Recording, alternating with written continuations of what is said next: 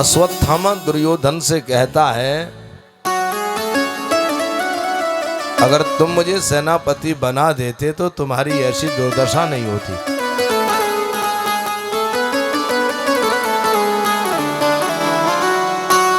तब दुर्योधन ने कहा कि अभी मैं जिंदा हूं,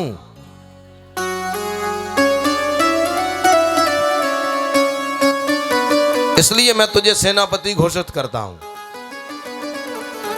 और जंघा में बहने वाले खून का टीका अश्वत्थामा के माथे पे लगा दिया।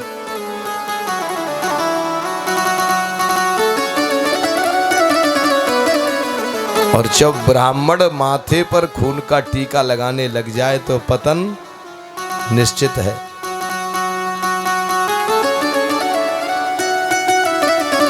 द्रोणाचार्य का पुत्र वो अश्वत्थामा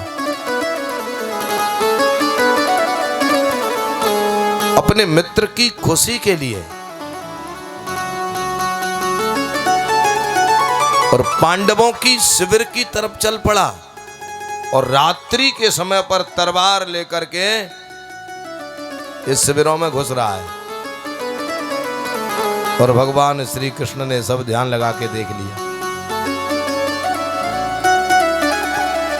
और ये जान लिया कि आज अगर पांडव इस शिविर में रहेंगे तो इनकी मृत्यु निश्चित है, क्योंकि अश्वत्थामा के इस वेग को रोकने की क्षमता इनमें नहीं है, मारे जाएंगे। तो भगवान श्री कृष्ण पांडवों को वहां से लेकर के भाग गए, दूर ले गए। इस रहस्य को केवल कृष्ण जान रहे हैं। आज पांडव तो नहीं मरेंगे, लेकिन पांडवों के बेटा मारे जाएंगे। पांडवों को लेकर के दूर चले जाते हैं भगवान। अश्वत्थामा रात्रि में शिविर में प्रवेश करता हुआ तलवार से सैनिकों को मारता हुआ, काटता हुआ उस शिविर में पहुंच गया जहां पांडवों के बेटा सो रहे हैं। और ये पांचों पुत्र इतने हष्ट पुष्ट थे, बिल्कुल पांडवों जैसे लगते थे। भीम के द्वारा द्रौपदी से जो बेटा जन्मा वो बिल्कुल भीम जैसा, युधिष्ठिर का पुत्र युधिष्ठिर जैसा, अर्जुन का पुत्र अर्जुन जैसा, नकुल सहदेव का पुत्र नकुल सहदेव जैसा।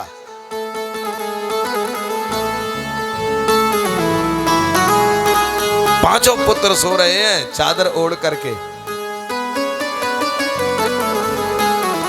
अश्वत्थामा ने पांचों के सिर काट लिए और पांचों के सिर काट करके कपड़े में बांध करके अपने मित्र दुर्योधन के चरणों में डाल दिए।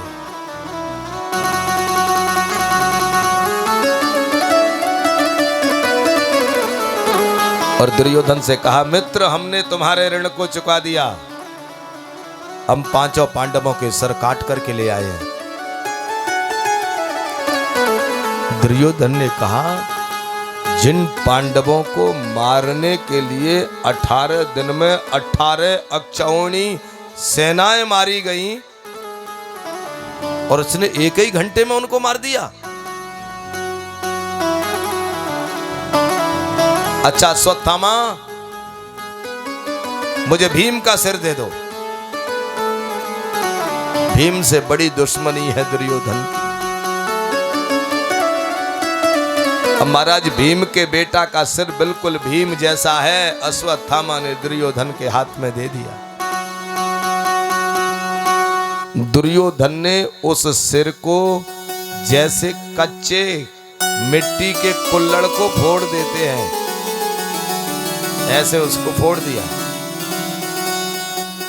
दुर्योधन रोने लगा,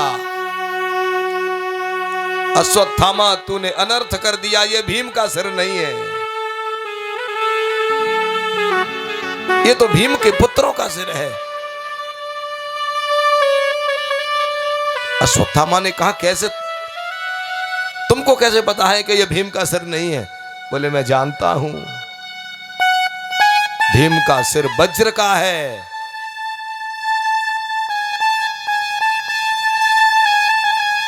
जब भीम बचपन में छोटा था उस समय भीम की मां कुंती भीम को खिला रही थी।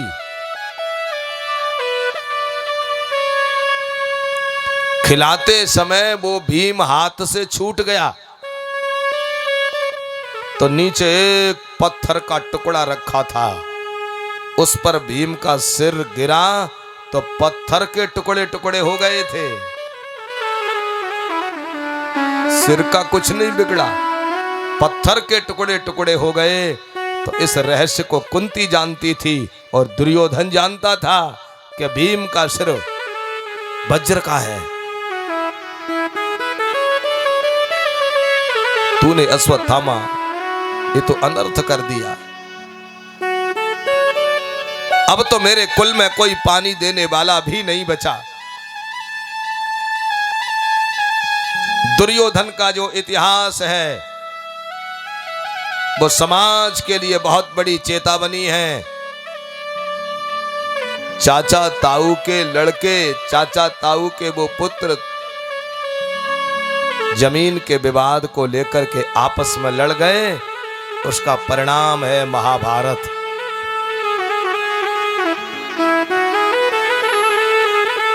और ये महाभारत जैसा इतिहास इस धरातल पर उतर के क्यों आया?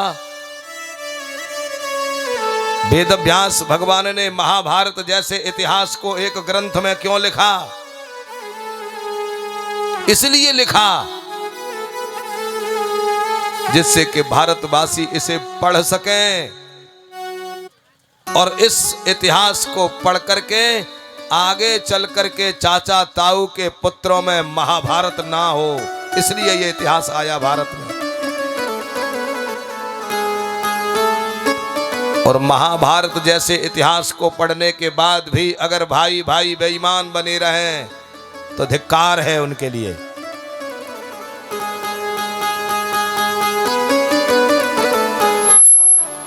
दुर्योधन की परिभाषा क्या है? किसे कहते हैं दुर्योधन? दूषितः धन संचतीत दुर्योधन।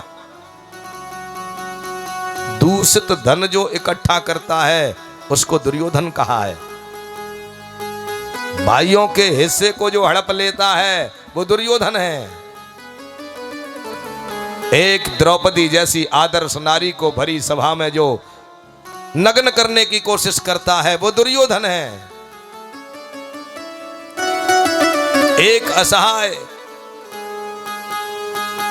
अपने ही भाइयों के पुत्र उस अभिमन्यु जैसे एक बालक को घेर करके जो मरवा डाले वो दुर्योधन है।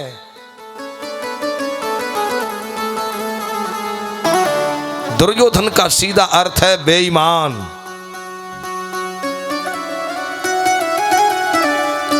लेकिन दुर्योधन की कथा पूरे भारत को संकेत कर रही है। क्या भाइयों के हक को हड़पने से दुर्योधन सुख से जी सका? आज मृत्यु भी ढंग से नहीं हो पा रही है। आज देखता है ये पांडवों के सिर नहीं है अश्वत्थामा, ये तो उनके पुत्रों के हैं। अब तो हमारे कुल में कोई पानी देने वाला भी नहीं बचा। अरे हमारा तो एक ही परिवार था, हम तो चाचा ताऊ के ही पुत्र थे, ये क्या हो गया?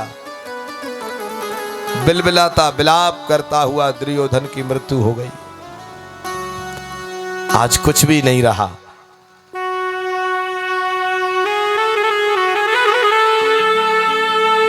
दुर्योधन की इस महाभारत की ये घटना और भारत के एक दूसरे और इतिहास की घटना बिल्कुल बराबर की है।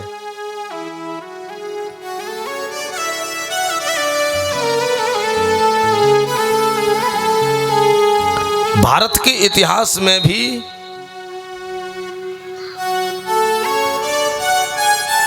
घटना घटी। दो भाई थे, उनमें बड़े भाई को कोई बीमारी हो गई, तो उसने अपने बेटा को छोटे भाई को दे दिया, ले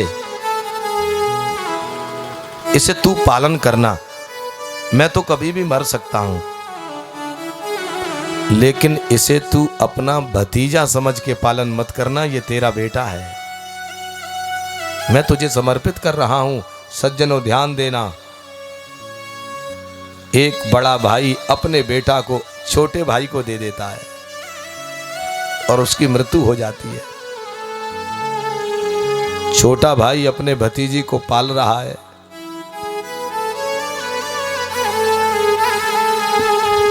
और जैसे जैसे वो भतीजा बढ़ रहा है वैसे वैसे इसको नींद नहीं आ रही है।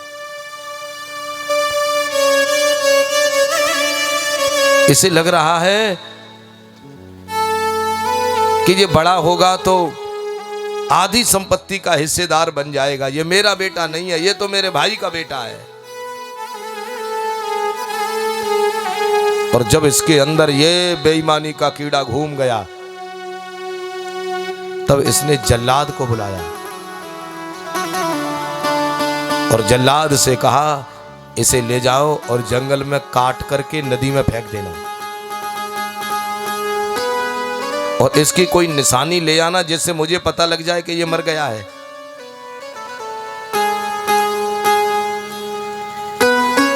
ये दौलत कितना बुरा विष है, कितना बुरा नशा है जो रिश्तों को तुरंत तोड़ देता है। आज जल्लाद उस बालक को लेकर के जंगल में पहुंचता है।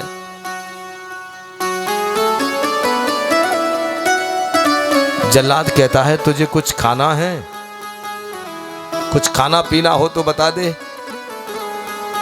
वो बालक कहता है, अरे जल्लाद भैया, जब मुझे 2-4 मिनट में मरना ही है तो खा पी करके क्या करूंगा मैं, मुझे जो खिलाओ वो किसी गरीब को खिला देना, उसके काम आएगा। जब मैं 2-4 मिनट में मर ही जाऊंगा तो खा के करूंगा क्या, खाया तो जीने के लिए जाता है।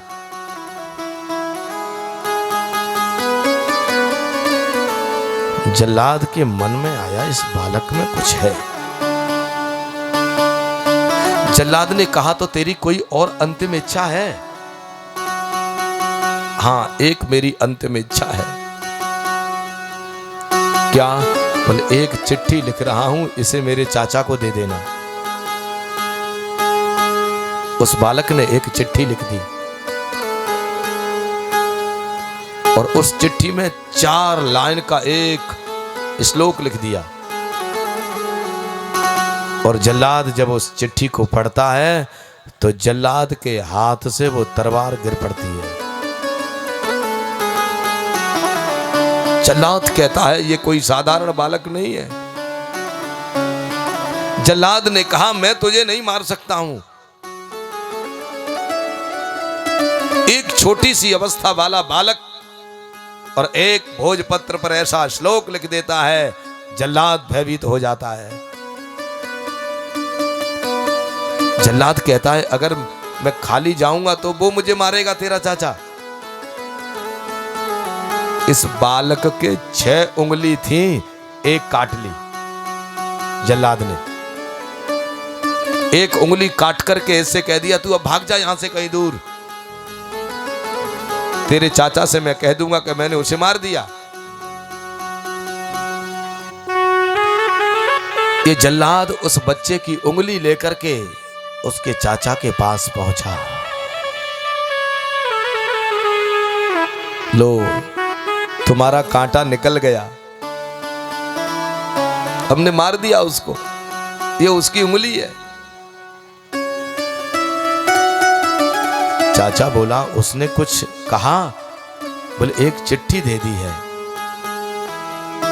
आज वो सिंहासन पर बैठा है, उसका चाचा राजा बनके, और चिट्ठी को पढ़ रहा है। और उसमें उस बालक ने क्या लिखा?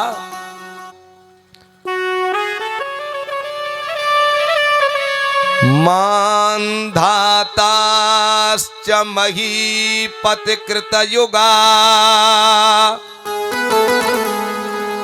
लंकारभूतो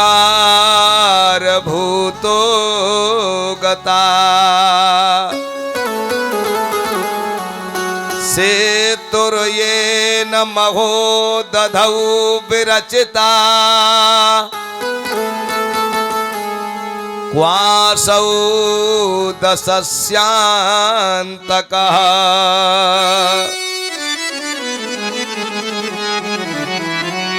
अन्ये चापि युधिष्ठिरः परिवृतः याता दिवं भूपते। आज एक बालक ने ऐसा गंभीर श्लोक लिख दिया, नई के नैव समंगता च वसुमती मुंजत्वया यास्यति।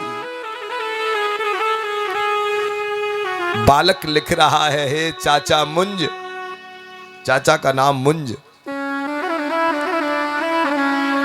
इस भारत में एक राजा आए त्रेता में, मानधाता। चाचा तू तो है कितना। मानधाता तो ऐसा वीर था जिसने एक रात्रि में पूरे विश्व को जीत लिया था। एक रात्रि में पूरे विश्व को जीतने वाला वो राजा मानधाता, वो भी जब इस दुनिया से गया तो एक माटी की डेली नहीं ले जा सका। और उन्हीं मानधाता के वंश में हुए भगवान राम, जिन्होंने 5 दिन में समुद्र के ऊपर पुल बना करके 10 मुख रावण को मार करके लंका पर विजय प्राप्त की। लेकिन वो राम भी जब इस दुनिया से गए तो एक माटी की डेली अयोध्या से नहीं लेके गए। यहाँ का संविधान है, ना यहाँ कुछ लाना अलाउ है और ना कुछ ले जाना। आगे चल के द्वापर में 5 पांडव हुए, जिन्होंने कृष्ण के आश्रय से हस्तिनापुर को विजय प्राप्त कर लिया। लेकिन वो 5 पांडव भी जब गए, एक माटी की डेली नहीं ले जा सके हस्तिनापुर से। लेकिन चाचा मुंज, तू धन्य है, तू मानधाता से भी बड़ा है, तू राम से भी बड़ा है, तू पांडवों से भी बड़ा है। जिस भूमि को मानधाता नहीं ले जा सके, जिस भूमि को राम नहीं ले जा सके, जिस भूमि को पांडव नहीं ले जा सके, उस भूमि को, उस राज्य को तू लेकर के जाएगा। इसलिए तूने मुझे मरवाने के लिए जल्लाद के हाथों भेज दिया है। जिससे ये मर जाएगा तो ये पूरी जमीन मेरी हो जाएगी। इस श्लोक को जब एक राजा पढ़ता है सिंहासन पर, महाराज थर थर कांपने लगा। और जल्लाद को बुलाया, जल्लाद ये बालक कहीं भी हो, इसको लेके आ। जल्लाद ने कहा, महाराज मुझे पता था कि इस पत्र को तुम पढ़ोगे तो तुम्हारे हृदय को झकझोर देगा ये शब्द, इसलिए मैंने उसे मारा नहीं है। जल्लाद उस बालक को लेकर के आया। वो मुंज हाथ जोड़ करके कहता है, जिस ज्ञान को मुझे बड़े बड़े गुरु नहीं दे पाए, उस ज्ञान को तूने मुझे दे दिया। आज मेरी आंखें खोल दी तूने। सज्जनों, ये सत्य है, जब तक हमको ज्ञान नहीं है तब तक हम भाई भाई एक बिलान जमीन के लिए मरने मिटने को तैयार हैं, कोर्ट कचहरी में जाने को तैयार हैं। ये कहना एक अलग बात है, सब नासबान है, कोई लेके नहीं गया है, कोई नहीं ले जाएगा। लेकिन ये हृदय जिस दिन स्वीकार कर लेगा, तब जान पाओगे कि भाइयों के रिश्ते क्या होते हैं। महाभारत का तात्पर्य यही है। महाभारत को वेद व्यास भगवान ने इस भारत में इसीलिए उतारा कि महाभारत को पढ़ करके भारत के भाई भाई युद्ध करना बंद कर दें। बेईमानी करना बंद कर दें। इसलिए महाभारत जैसा इतिहास वेद व्यास जी ने प्रस्तुत किया। लेकिन हम कितने निर्दयी हो गए, हम अपने संबंधों को तोड़ सकते हैं लेकिन बेईमानी नहीं छोड़ेंगे। यह बहुत बड़ी विडंबना का विषय है। आज दुर्योधन की मृत्यु हो गई।